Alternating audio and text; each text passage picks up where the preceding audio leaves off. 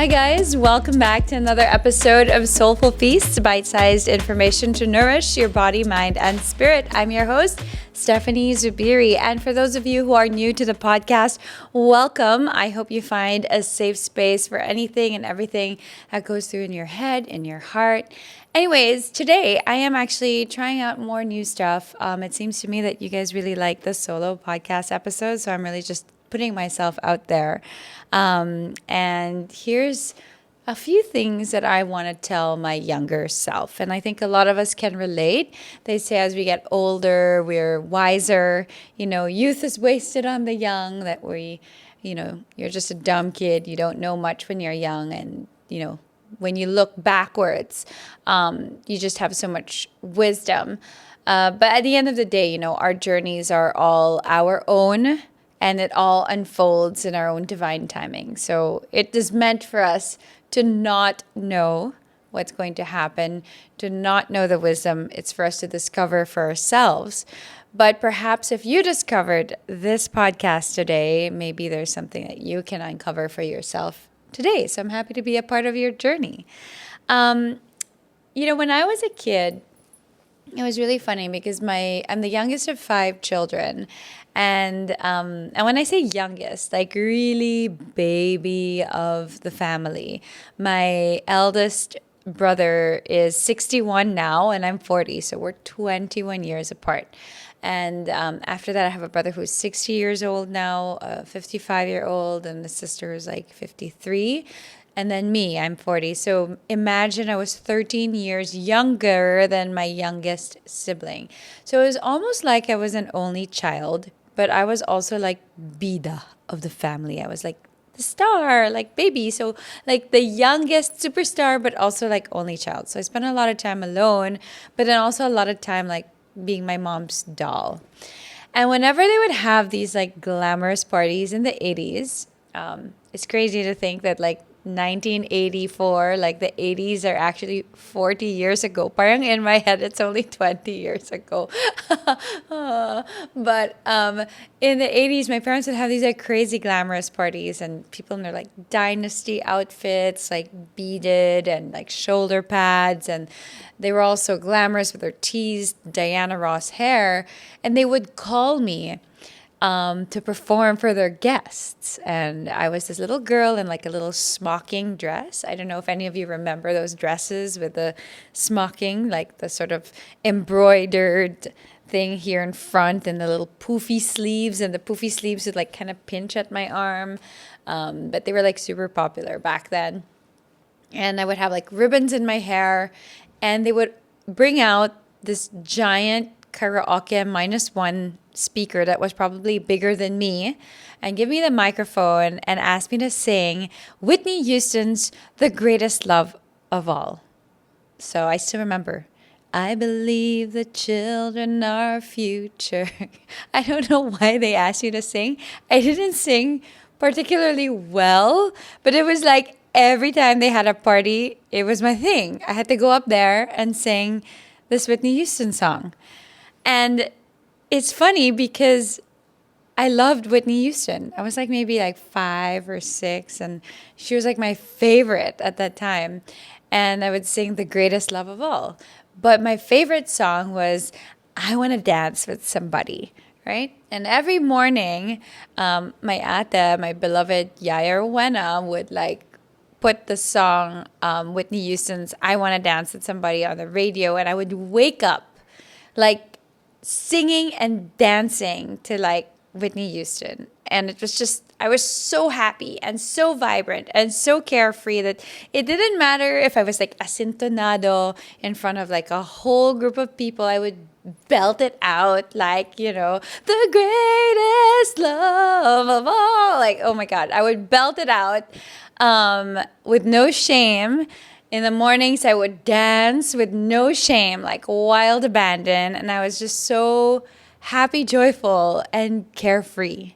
And isn't that what we all aspire to be, right? We see a lot about our inner child and how we want to nurture that inner child. Because as we get older, that inner child who's so happy, carefree, and confident kind of disappears and gets like locked inside and forgotten, right? Where did that little girl go? The girl who didn't care, just went ahead and sang, went ahead and danced every morning, woke up with a spring in her step, you know? I remember at my lowest point in my life when I had left my marriage and I was just really quite miserable and I didn't know what to do. And I mean, I was contemplating taking my life. Like it was a very dark time. I just remember looking at myself in a mirror with so much self-loathing and wondering like, where's that little girl, right? Where did she go?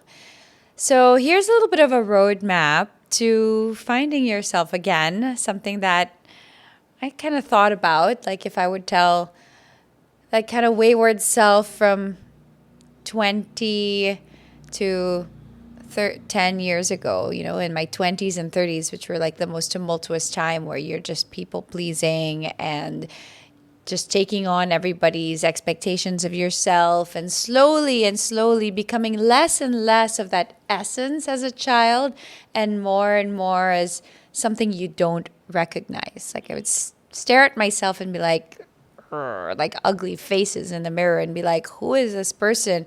And why do I hate her so much? And isn't that so sad? Right? So here's a bit of things to remember when you look at yourself in the mirror and forget who you are and you're trying to remember that little person inside you. So, number one, it's okay not to try so hard. You know, force actually creates resistance. So, the more you push, the more things push back. And, like, instead of like gripping so tightly on how you think life is supposed to be, just allow it to flow.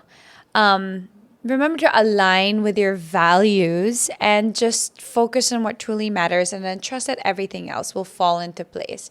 So, what am I saying about that? It's like sometimes we just try so hard to make something work. And if it's really not working, maybe we have to take a pause and be like, maybe it's not supposed to work. And maybe it's a sign from the universe that we have to just let go and allow. Many times in my life, I've tried to go after something, tried really, really hard to make something happen. I'll be honest, like I've always enjoyed being in front of the camera. I've always enjoyed, I was a TV host for Modern Living TV for so long. And then I really tried to make it bigger on TV. Like I wanted to do maybe news, like anchor or host a TV show or a talk show. And I really tried hard. And whatever I did, it just was never in the cards for me. And I know naman, I'm good naman on camera, I'm good. But it just never worked out. And then I just let go of it and then trusted like bigger, better things, more aligned things were for me. And you know what I realized now? That it's amazing because I have that same kind of platform, but for things that matter to me. I'm not just talking about anything else or reporting on stuff that doesn't matter or things that are, you know, paid sponsorships. No, I get to talk about things that help people and that matter to me. So it's a blessing and I'm really happy where I am today. But I had to let go of that notion to allow new things to come into my life. Next, learn to love your body. Guys, love your body. It's the only one that you have. And I know it sounds so superficial, but it's not because without our health, without our physical strength, how can we move forward in this life, right? You know, it will change, especially for us women. It will soften, it will shift, it will grow, it will become strong, it will become weak. And every stage of your body's journey is really, really beautiful. I know some women, some of my friends didn't like being pregnant because it made them feel sick. They felt like there was an alien in their body and it was really uncomfortable for them. I was actually the opposite. I really loved being pregnant because I tend to have a big stomach. So parang it was so nice to have a big stomach with a reason. People always come up to me, are you pregnant? I'm like, I'm not. I just ate a lot. But, you know, when I was really pregnant, it was so nice to say, yes, look at my big belly. But after pregnancy, obviously, there's loose skin, there's cellulite, there's all these things that changes. But it's really important to treat our bodies with kindness and with compassion and to really nourish it. Because the way you talk to yourself, the way you view and care for your physical self will also be a reflection of how people will view you. So you have to remember that that's the first impression people see of you. And then that also conveys your energy. So your physicality also conveys what's inside, right? So we all know this when you're having a good day and you're feeling sexy and beautiful and radiant, that also shines from inside out, but also outside, in. And when you're having a bad day and you just also reflect the bad day on your outside, right? You're kind of like in your pajamas. You don't want to leave. I don't want to brush my hair. So it really matters. It matters that we treat ourselves with kindness, that we nourish our bodies so it can weather the storms that we go through together. In the same light, number 3, stop comparing yourself to others. This is so important. You are not meant to follow someone else's path. Your timeline, your success, your beauty, it's all uniquely yours. Therefore, your destiny is your own as well. Unfortunately, we live today in a culture that everybody else just sort of posts everything online. It's like one giant Pinterest board. Everything is a big peg. I do it all the time. Like you save things. Ooh, I'm inspired by that. I'm inspired by that. But where does the inspiration and the copycatting start? Where do we suddenly need to stop listening to all the outside noise and just listening to the voice inside and trusting who we are and our value that we bring to this universe. So you can be inspired, but don't compare. Because you know what? Your superpower is being 100% uniquely you. So don't try to be anyone else. Don't try to copy anyone else's life path. You are you. That's how beautiful you are. And that's what's going to take you to great heights. The more comfortable you are in your skin, in your journey, in your most authentic self, the more you're going to shine and the more everything you want will come to you. In the same way as well, be kinder to yourself. I think the two are kind of intertwined. When you compare yourself with others, then you also feel like you're not good enough. Therefore, you are comparing. When it's so important to shut that critical voice in your head. That voice in your head that is mean to you, you have to remember what that does to your energy and to your self-worth. So I love using the example. I'm sure some of you have heard of this plant experiment that IKEA did. They took 2 plants, exactly the same plant in exactly the same room with the same light and water and everything, same conditions. Except one plant, they asked students to say nice things like affirmations to the plant. Like, you're so beautiful, your leaves look so good today, like you smell nice, you're so radiant in the sunshine. And then the other plant, they asked the students to say mean things to it. You're such a shitty plant, like you don't deserve to be here, like why are your leaves like that? So droopy, you look dried out. And what happened? The plant that was spoken kindly to flourished and grew so beautifully, and it was like really bushy and lush. And the plant that people said mean things to eventually withered and died. That's kind of crazy, right? It's crazy to think that you can water something. Sorry, it's crazy to think that you can water something and care for something in the same way, but you're just throwing bad energy at it and it withers and dies. And this is what we all do to ourselves. We throw bad energy at ourselves, so we wither and die. And we would like to blame other people for that, but the truth is, it's really just starts with us. So it's so important that when you talk to yourself, make it loving. Because if you love yourself, well, other people will see that. It's so important. Now, in the same respect, another tip, choose yourself 100% of the time. What does that mean? That kind of sounds selfish, right? And, at the end of the day, it's not selfish because you owe it to the people that you love. You owe it to yourself because when you prioritize your needs and your desires, you have this like amazing, deeper relationship with yourself and a sense of fulfillment and wholeness. And therefore, you can show up better for others. When you feel empty and keep neglecting your needs, whether that's as simple as like getting some extra sleep in the morning, I take my 30 minutes to an hour every morning by myself with my puppies. If you see me on Instagram, every morning I have like a puppy with me and my cacao. And you do the things that you need to water your soul, to fill your cup, then you can show up for others. And I think a lot of us feel obliged to friends and family to sacrifice ourselves for them. But if you're only giving them a half or even a hollowed out version of you, what is the point? There's no point. So it's really important to choose yourself, to choose your happiness. Also, in career path, I know a lot of you guys, listeners to podcasts out there, sometimes you're in a crossroads of a relationship, a crossroads of your career.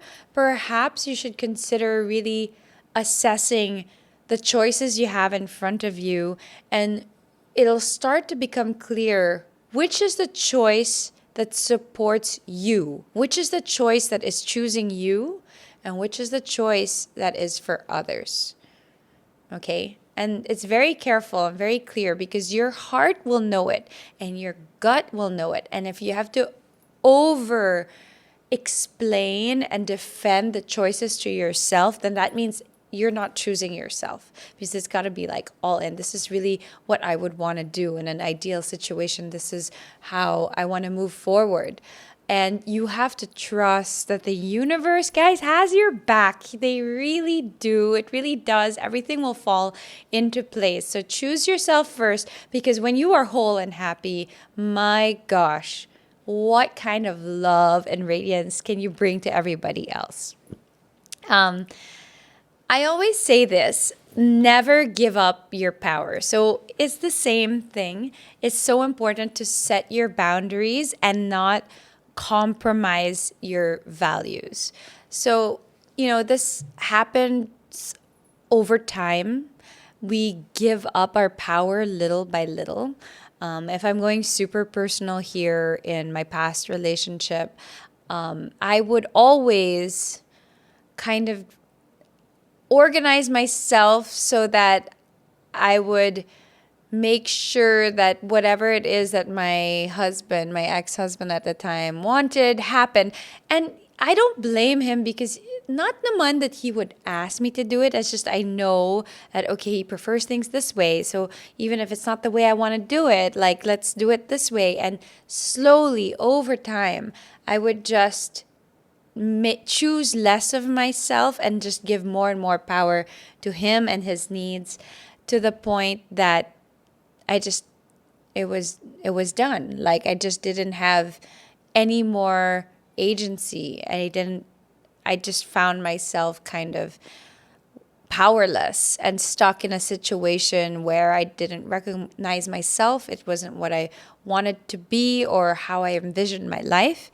And I actually spent so much time being angry at him, when later on, after years of therapy, I realized, I was like, Actually, I'm angry at myself because I allowed it to happen.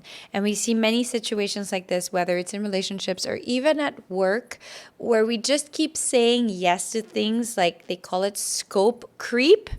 So, you guys, if you have like a job and slowly like a boss that kind of wants to take advantage of you, like will be like, okay, can we have a little bit more of your time on weekends and this? And it's like, well, it's not really in my mandate, but okay, I want to be a team player. And then slowly you keep giving up more and more of yourself until you just like are just angry. And then you talk to your boss and you're like, but you said yes. So it's not their fault. It's your fault for saying yes. So just remember, don't give up your power. Take time, and your strength lies on how you choose to spend your energy.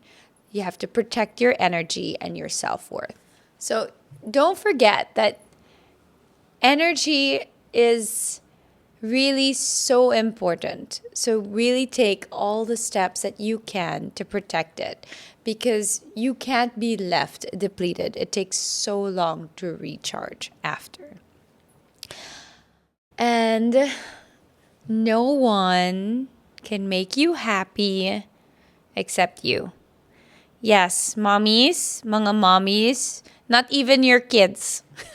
I'm saying that right now because not even your kids are supposed to make you happy.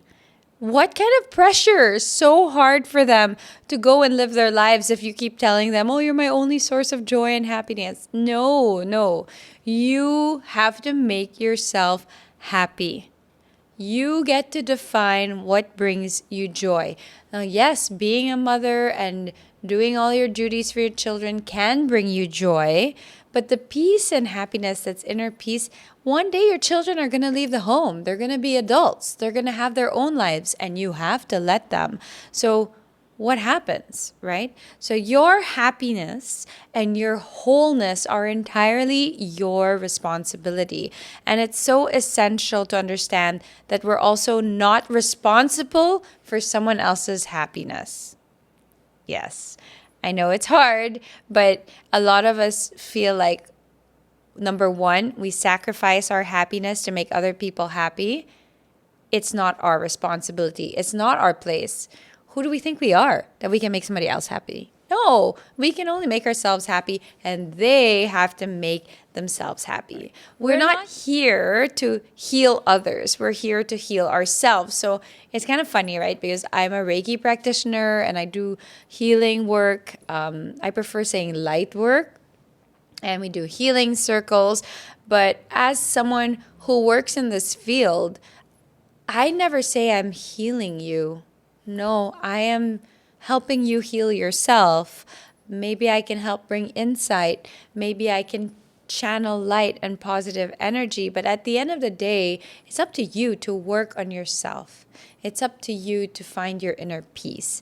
It's up to you to unpack and release the things that are holding you back from being happy. So when you embrace this truth that, number one, you're not responsible for anyone's happiness or joy, and number two, you are only responsible for your own happiness and joy and peace, then wow, when you embrace this truth, you really empower yourself to create the joy and the fulfillment that you seek. You suddenly wake up and be like, wait, I have the power to change my life for the better. And that's super exciting. It's super exciting. And you have to remember that you are worthy of being loved the way you want to be loved. I'm going to say that again. You are worthy of being loved the way you want to be loved. And it starts with yourself. If you love yourself wholly and unconditionally, the way you love yourself will be the same way others will give you love, because your relationships are just a projection of how you view yourself. So whether that's a boss, a parent, a child, a partner, your husband, your wife, doesn't matter, even friendships. If you know your self-worth and you love yourself wholly, you will not take anything less than that. You will not take anything less than being loved wholly. So you are worth it. Okay? Don't forget.